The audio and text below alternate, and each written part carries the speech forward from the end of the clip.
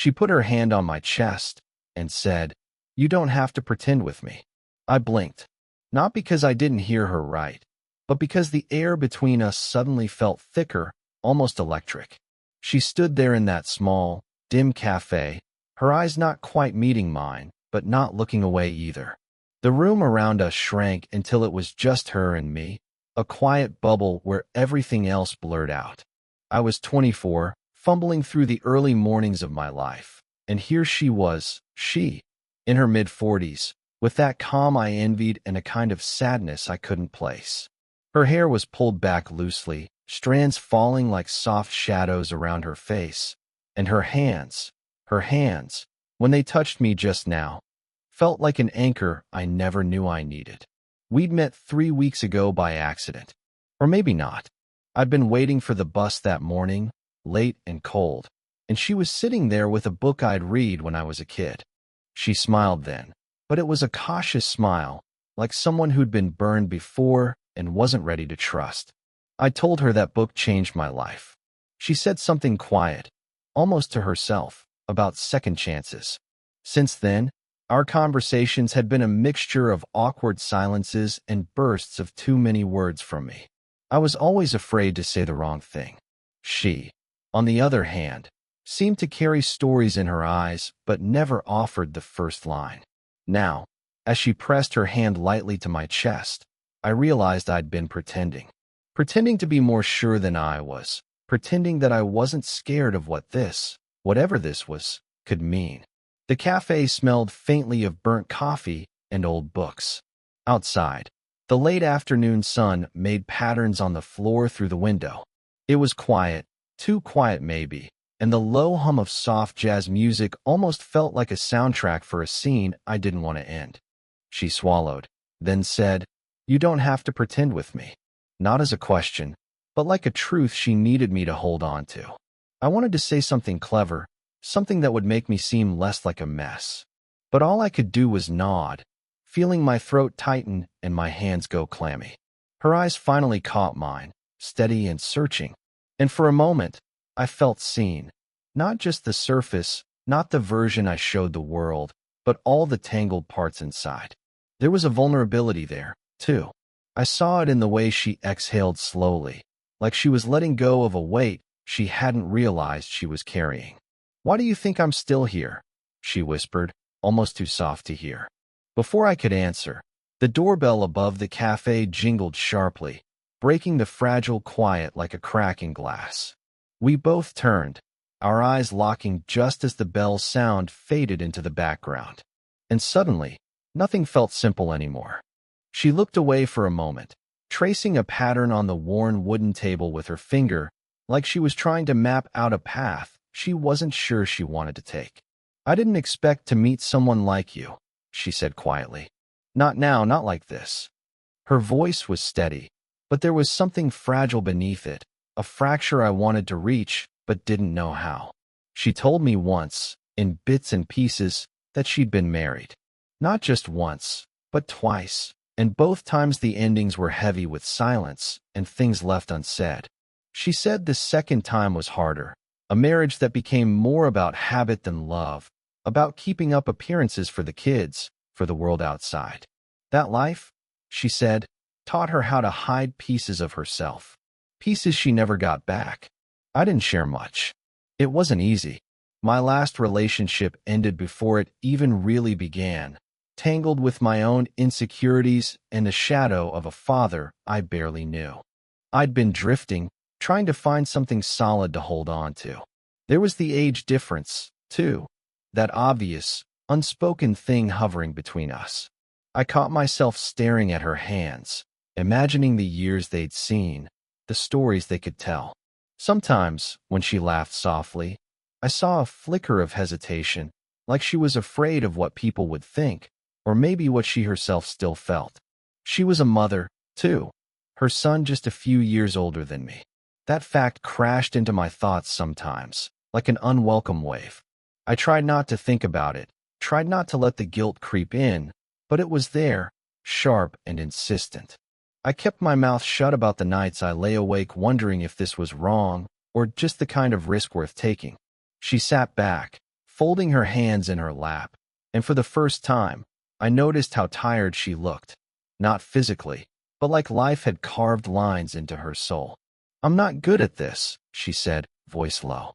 At starting over, I reached out without thinking, my fingers brushing hers. It was a small touch, tentative, but it broke the barrier between us. Her eyes lifted, and in that quiet glance, everything shifted. The distance, the doubt, the walls we'd built around ourselves. For a moment, the past didn't matter. The age, the mistakes, the silence. There was only the warmth of skin against skin and the unspoken question lingering between us. Could we dare to be more? Just as my fingers lingered on hers, the cafe door swung open with a sharp creak. A man stepped inside, tall, familiar. Her ex-husband. The weight in the room shifted like a sudden storm. She stiffened, her hand pulling back as if burned. I swallowed hard, heart pounding. He glanced over, eyes narrowing when they landed on me. "Rachel," he said, voice low but steady. "We need to talk." She didn't answer right away. Her jaw tightened, eyes flicking to mine for a fraction of a second. A silent warning, or maybe an apology. I wanted to say something, to defend the moment we were stealing, but the words caught in my throat. The man's presence was like a spotlight on everything we were trying to hide.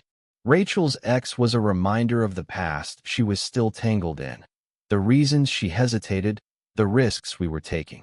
I wanted to pull away, to tell myself this wasn't worth it, but my heart rebelled. Instead, I stayed, watching her fight with the ghosts I couldn't see. He spoke again, quieter this time. "It's about the house. The kids.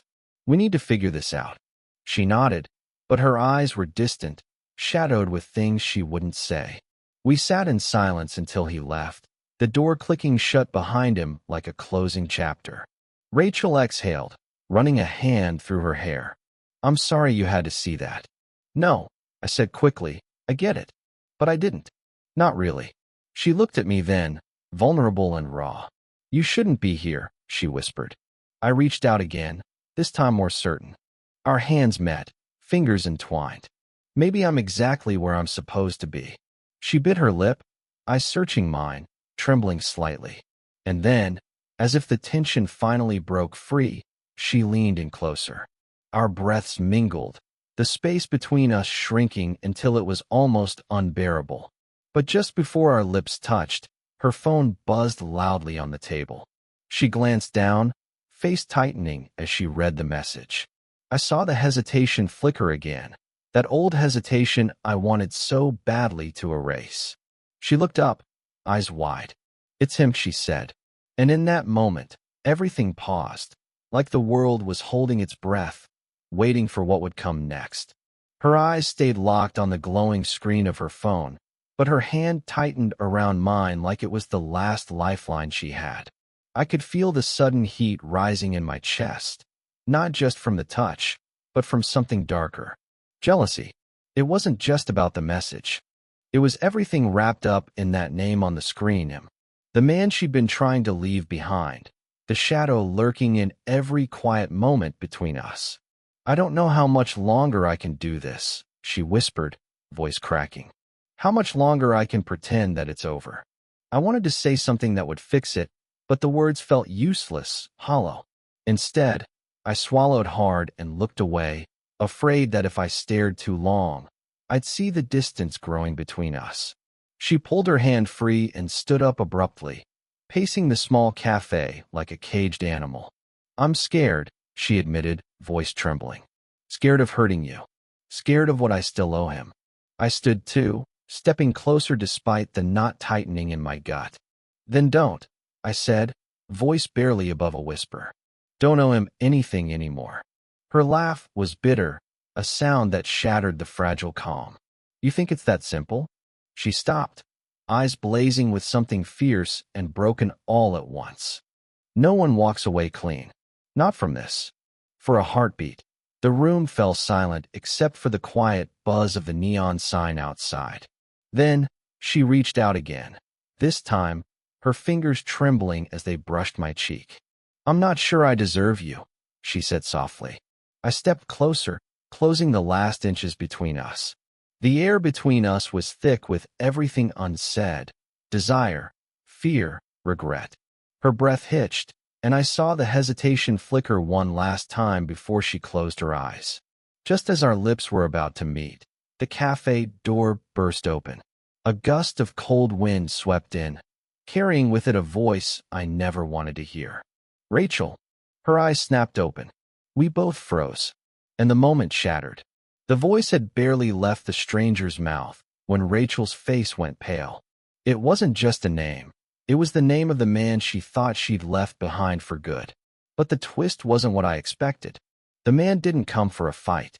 Instead, his eyes locked onto me, and something unreadable flashed there, something like warning. Listen, he said, voice low, urgent. There's something you don't know. About Rachel. About what's been happening. Rachel's eyes darted between us, panic tightening her features. What are you talking about? She demanded, but the man shook his head. I shouldn't be saying this here. But you need to know, she's not the only one keeping secrets. My heart pounded like a drum. Secrets? Lies. I felt like the ground was shifting beneath me. Rachel's face crumpled for a moment, then hardened. What is he saying? I asked, voice shaking. She bit her lip, refusing to meet my gaze. He's lying, she said quickly, but her voice lacked conviction. No, the man insisted. I've been watching, listening. You think she's hiding from the past, but she's also hiding from you. The words hit me like a slap, raw and unexpected. Rachel's hands clenched into fists, trembling. I never wanted you involved in this, she said, voice breaking. It was supposed to stay buried. I took a step closer, needing to understand, needing to believe. What are you hiding? I demanded. Her eyes filled with tears, and suddenly everything felt so fragile. I'm not proud of it, she whispered. There's a reason I stayed silent for so long. Because if you knew, you might run. The man watched us, his expression unreadable. Sometimes the truth changes everything, he said. Sometimes it's better to face it before it's too late. I wanted to ask more, to push her for answers, but all I could do was stare. Rachel reached out and gripped my arm, desperate. Please don't walk away, she begged. Not now? Not after everything. Her voice cracked, and in that moment, I realized the risk wasn't just the past. It was what this secret could do to us. And I was standing on the edge of a choice that would change everything. She pulled me close, breath shaky, like we were both holding onto the last piece of something fragile. I can't keep running, she whispered, voice raw. Not from the past, not from you. Her hands trembled against my chest, as if she was trying to push the whole weight of her regrets into my skin, hoping I could carry it for her. I looked down at her, at the woman who'd held her ground even when life tried to knock her over, and saw every broken piece stitched together by a stubborn kind of hope. Then don't, I said, voice barely steady. We figure it out. Together. She blinked, surprised by the offer, by the promise in my words. But the truth hung heavy between us. There was no magic fix, no clean ending to the mess we were in. She sighed, closing her eyes for a long moment before opening them again, clearer now. I don't know if this will work, she said honestly. If we can make sense of the tangled parts. I took her hands, squeezing them gently. Maybe it's not about making sense. Maybe it's about being honest, with ourselves, with each other. Her lips quivered as she nodded. The room felt smaller, warmer. The tension that had wrapped around us like a thick fog was beginning to lift, replaced by something fragile but real. For the first time, we weren't pretending.